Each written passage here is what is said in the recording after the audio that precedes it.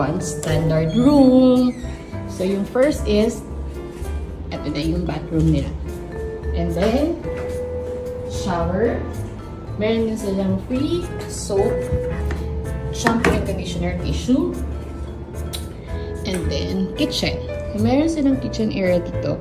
Sink and free coffee. Water. Meron din silang dental hygiene kit and ref.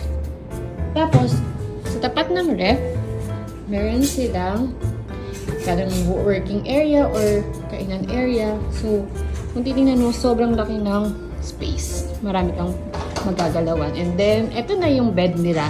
So, isa yung bed. Tapos, meron silang pangalawang bed. Tapos, dun sa pangalawang bed, may pull-out pa. So, I think 4 plus 2 na kids kasha. Ito yung TV. And ang best part dito ay ang view. Ang ganda. So, may balcony din. And then, ito yung view. View ng Taal Lake. And, saan mo makita mo din dyan banda yung Taal Volcano.